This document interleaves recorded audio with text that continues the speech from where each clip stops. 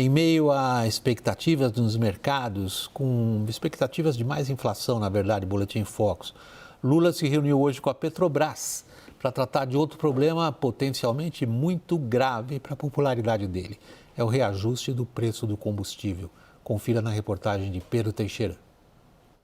A avaliação no Planalto é de que qualquer reajuste nos combustíveis impactaria ainda mais a popularidade do governo. Na tarde desta segunda-feira, o presidente Lula e os ministros Alexandre Silveira, de Minas e Energia, e Rui Costa, da Casa Civil, se reuniram para discutir o assunto com Magda Chambriard, presidente da Petrobras. Na próxima quarta-feira, o Conselho de Administração da empresa se reúne para avaliar se mantém a tarifa no atual patamar. A Petrobras tem autonomia para definir o quanto cobra nas refinarias e segue cálculo próprio para garantir rentabilidade e, ao mesmo tempo, evitar que picos na variação internacional do petróleo impactem consumidores brasileiros. Cálculo da Associação Brasileira de Importadores de Combustíveis mostra que a Petrobras vende gasolina com valor 8% menor do que o praticado no mercado internacional. O Planalto definiu como prioridade o combate à inflação e o debate sobre os combustíveis não está isolado. Lula também exigiu que assessores busquem soluções para baratear a conta do supermercado. O problema é que o governo tem poucas ferramentas à mão para limitar a variação dos preços em geral. Nesta segunda, o mercado elevou para 5,5% a projeção da inflação para este ano. Na semana passada, a estimativa era de 5,08%. A piora coincidiu com a primeira reunião do Comitê de Política Monetária do Banco Central, comandada pelo novo presidente, Gabriel Galípolo.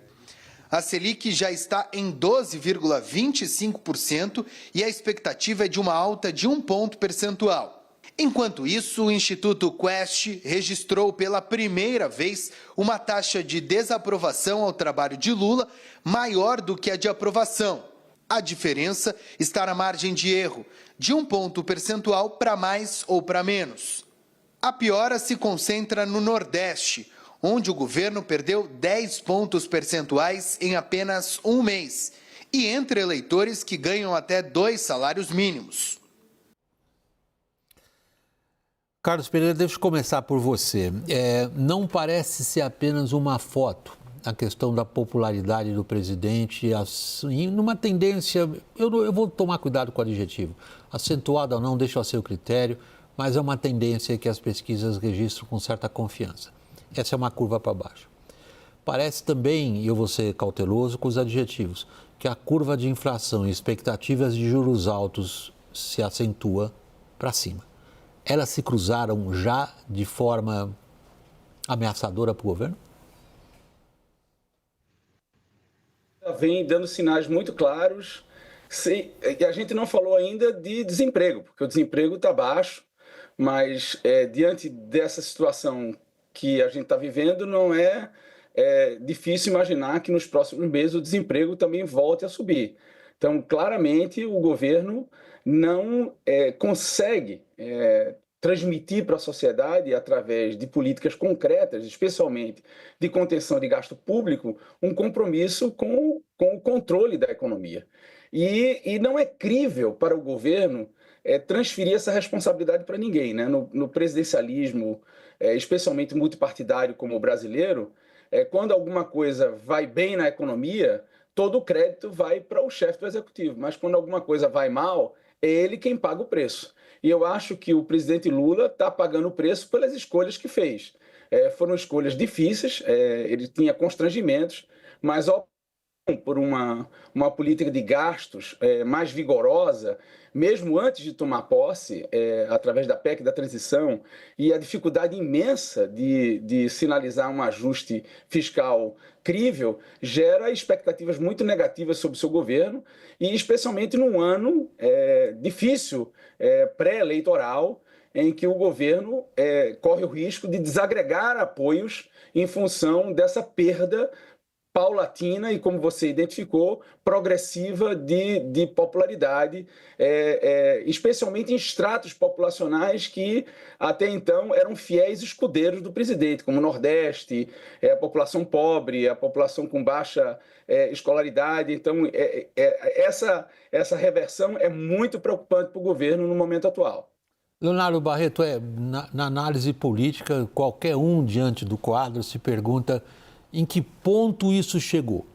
É algo que o governo pode encarar, evidentemente, como algo desagradável, que precisa ser tratado, ou é algo que, na sua avaliação da realidade dos fatos políticos, indica já um processo que o governo tem pouquíssima chance de reverter? O governo ele tem chance de reverter, mas o problema é que ele precisa fazer escolhas que ele não quer fazer, né? Não admite fazer. Me parece que o ponto central disso é tentar reverter a crise de credibilidade que ele vive, e talvez isso signifique trocar peças-chaves do governo, e talvez isso signifique antecipar o fim do próprio governo. E como isso seria possível? Lula fazendo talvez um anúncio que ele deveria ter feito no início do seu mandato, que seria renunciar de forma inequívoca a qualquer tentativa de reeleição, montar um governo de coalizão de verdade, dividir esse poder de decisão, soltar o freio, né, para que as lideranças possam iniciar um processo de renovação, fazer um ajuste rápido, mais importante no primeiro semestre, para tentar salvar um pouco de 2026. Agora, eu acho que ninguém vê esse cenário acontecendo nem em sonhos. Daniel Rittner, o cenário que o Leonardo acabou de descrever, eu estou falando isso com você com bom humor, Leonardo, é a cartilha do utópico, me parece que não passa pela cabeça de ninguém lá dentro do Palácio. Ou passa, Daniel, ou temos aí essa informação. O que o Leonardo está dizendo, alguém no Palácio Planalto pensou que dá para fazer? Estamos sem o áudio do Daniel, pelo menos aqui no estúdio. Não, o Daniel não está nos ouvindo. Deixa eu passar a palavra para a Thaís. Enquanto... A gente que não ouve ele. Ele nos ouve, a gente que não ouve ele. O pessoal, nosso valoroso pessoal da técnica vai corrigir isso em instantes. Enquanto isso, Thaís. William, tem uma coisa interessante aqui, que é do timing de lidar com a crise, né, e do custo dela. Tem um erro de diagnóstico de origem aí, do começo do governo, esse erro de cálculo em que ele acelerou nos 2 primeiros anos, não sem ser alertado o tempo inteiro pela imprensa, pelos economistas, de que era uma política errática, de que causaria inflação, de que causaria desequilíbrio nas contas públicas. Marco Lisboa esteve aqui no WW Especial dizendo, na semana que o arcabouço fiscal foi publicado, eu e Marcos Mendes, os dois estavam no WW Especial, avisamos, era uma conta matemática que aquilo não era sustentável. E aí o governo chega agora, no começo do seu 3º ano, com a inflação em alta, com desequilíbrio fiscal, precisando convencer as pessoas de que para melhorar a vida delas, ele tem que fazer ajuste fiscal. Ajuste fiscal? Que marqueteiro que embrulha ajuste fiscal, William? É um negócio dificílimo de tratar. Então, não é só uma questão... a gente está o dia todo dizendo assim, olha, o governo tem que mudar a política de gastos, porque aí ele baixa o dólar. O governo tem que cortar gastos, que aí ele baixa o juro. Não é uma correlação simples de fazer, em que a maioria das pessoas compreende. Então, eu estou vendo um caminho muito difícil do governo embrulhar, se é a comunicação, que eles estão buscando a solução, embrulhar essa conversa, precisando vender uma coisa dificílima para um cenário que estava alertado desde o começo. Eu não sei, Carlos, você de novo, sei lá, repórteres da velha guarda como eu, a gente tende a traduzir comunicação por política. A questão é política, a questão é como fazer política. E o que, na sua avaliação como cientista político, impede que o governo chegue a, por exemplo, uma apreciação da situação, a uma avaliação dos riscos e problemas remotamente parecida com o que economistas estão dizendo, e são economistas que estão falando isso sem paixão, do ponto de vista racional, dizendo que esta rota é insustentável, trará consequências políticas. se a gente lê as pesquisas, as consequências políticas estão aí. A popularidade está caindo, nenhum governo quer isso. Mas assim, eu acho que a Thaís colocou um ponto muito importante. Eu acho que a gente tem que lembrar que o governo Lula é um governo de esquerda, né? Então, uma agenda de ajuste fiscal é uma agenda difícil de ser engolida por um governo de esquerda.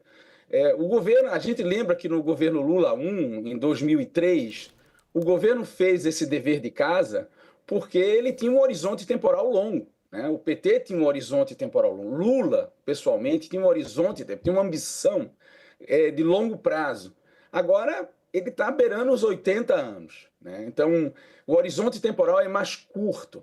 Então, abrir mão de uma agenda de esquerda, de uma agenda que esse partido e que esse presidente acredita, por algo que eles não acreditam, num curto intervalo de tempo, é muito difícil. Então, eu acho que tem um problema fundamental de escolha do presidente Lula de deixar um legado. Quer dizer, a literatura americana de segundos mandatos presidenciais argumenta que no segundo mandato os presidentes jogam para a história, né? Jogam para o legado, jogam para o futuro. O presidente Lula está tendo a sorte de ter seu terceiro mandato, onde teve o seu segundo mandato muito manchado por questões de corrupção. Então, nesse terceiro mandato, eu acho que a ambição do governo era implementar uma marca claramente de inclusão, de políticas vigorosas de proteção social, mesmo arcando com os custos de desequilíbrios fiscais. Eu acho que essa foi a aposta do governo. Agora, o governo está colhendo o que não imaginava. Eu acho que o governo imaginava que essa agenda iria dar reconhecimento desse eleitorado. Só que inflação, aumento do preço dos alimentos, ou aumento de combustível, isso tudo gera insatisfação e gera, vamos dizer assim, desconexão com o que as pessoas esperam de um governo que tenha minimamente responsabilidade com o equilíbrio macroeconômico. Então, eu acho que essa contradição que a Thaís localizou, eu acho que está no cerne da dificuldade do governo de fazer o que o Leonardo falou. Eu acho que é muito difícil para esse governo abrir mão dessa agenda de esquerda em prol de fazer, nesse momento, a coisa certa. Leonardo, qual é o diagnóstico que você identifica que o governo está fazendo da própria situação política deste momento? E o que você identifica que está sendo preparado em função desse diagnóstico? Acredito que o governo ele é completamente refém da trajetória pessoal e da presença, né, do presidente Lula. O governo ele tem diversas alas, né? Acho que uma parte reconhece que é um governo que está muito desconectado dos desafios do seu tempo, que tem até um corredor curto aí para percorrer, mas, de certa maneira, existe aqui em Brasília uma prisão psicológica ligada ao destino do presidente Lula, sabe? Ligada à magia que ele tem, a capacidade dele desatar nortes políticos, né? De algum momento ele ter sorte, a conjuntura ajudar.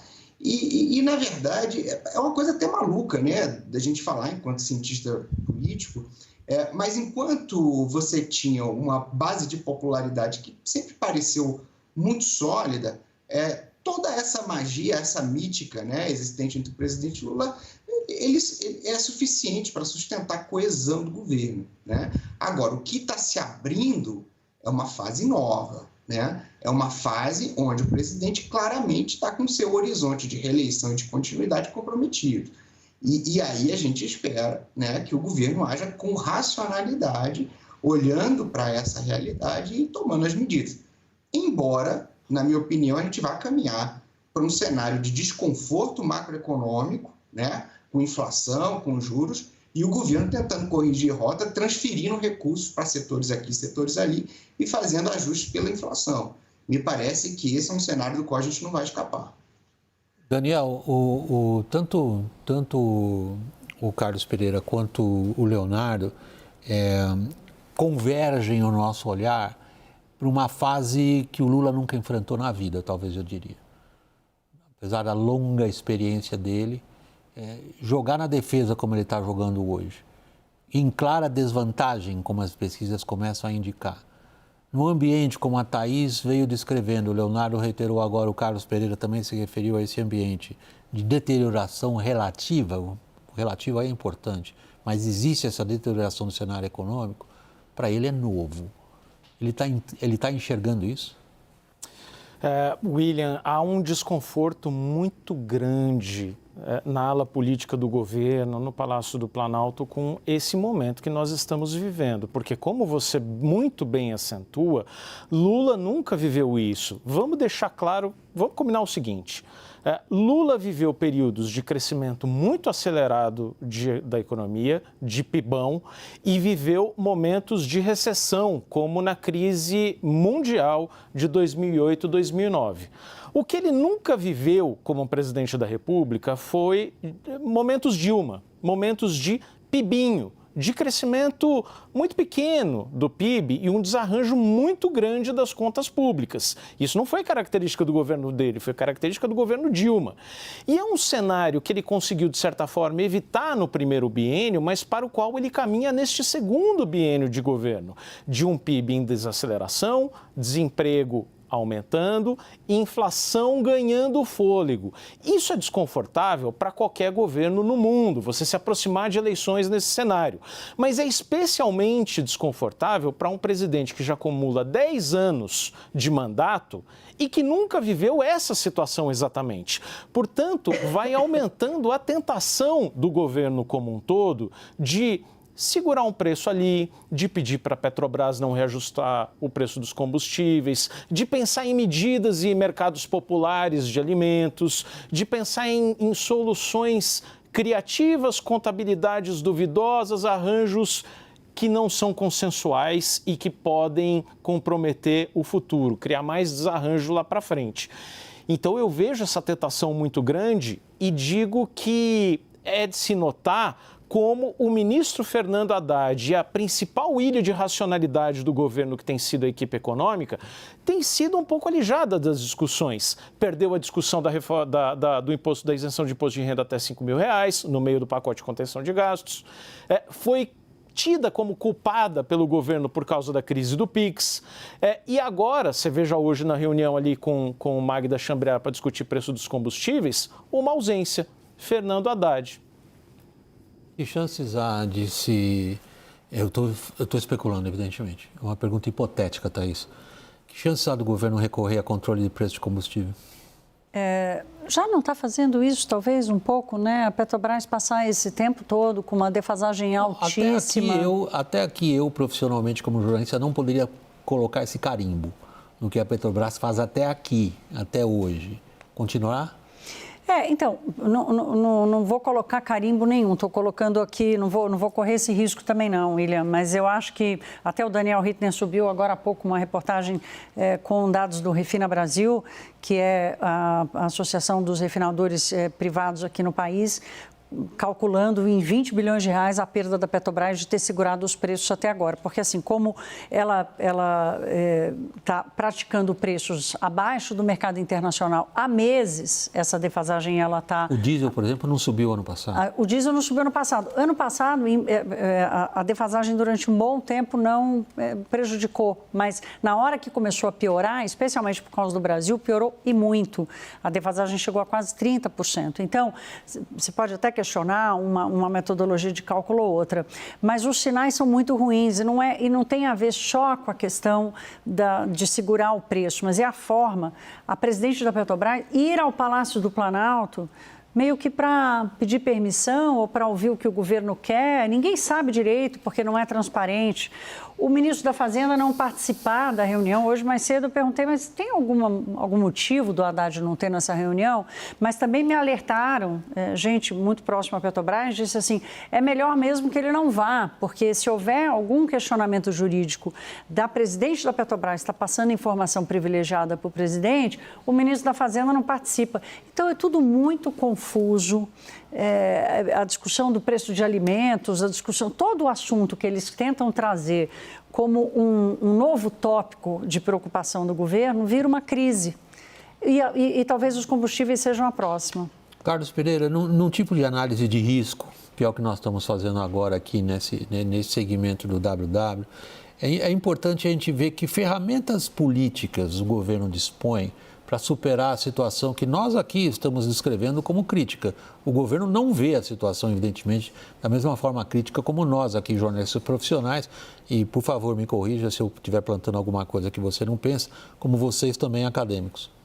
Que ferramentas ele tem?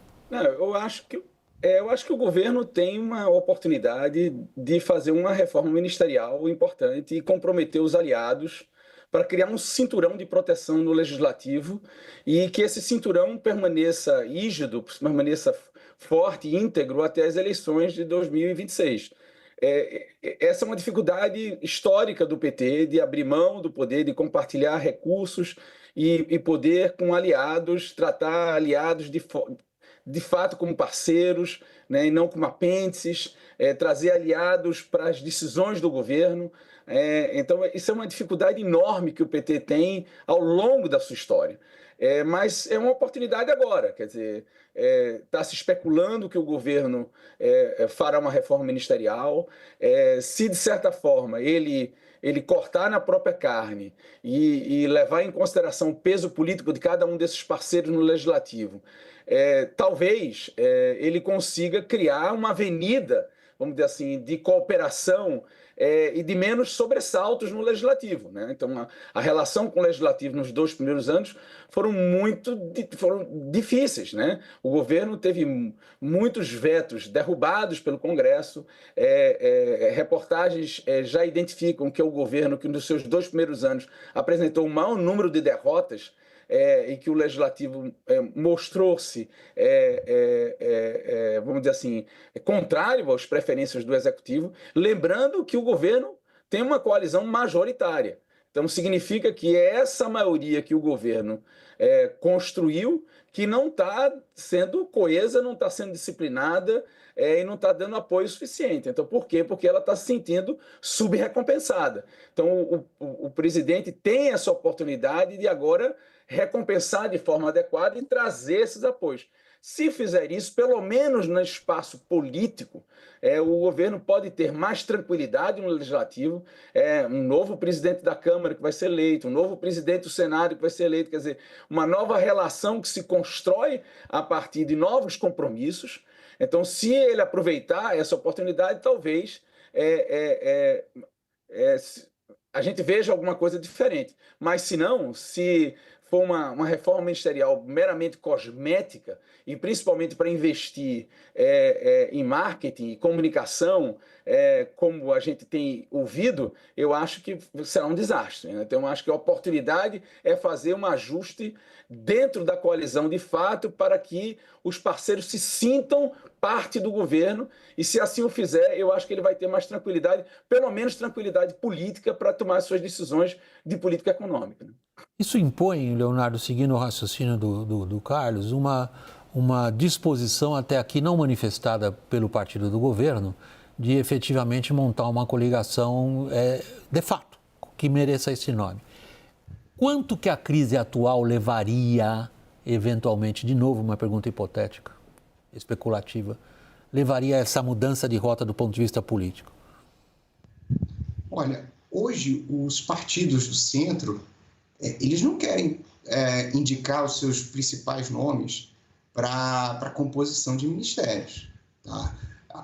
Essa perspectiva de que o governo está vivendo um mau momento, ela é compartilhada pelos atores políticos de Brasília. E nas confrarias de jornalistas, analistas, consultores, né, que eu tenho a oportunidade de frequentar, o pessoal lista o nome das autoridades que já recusaram sondagens para a ocupação de ministérios.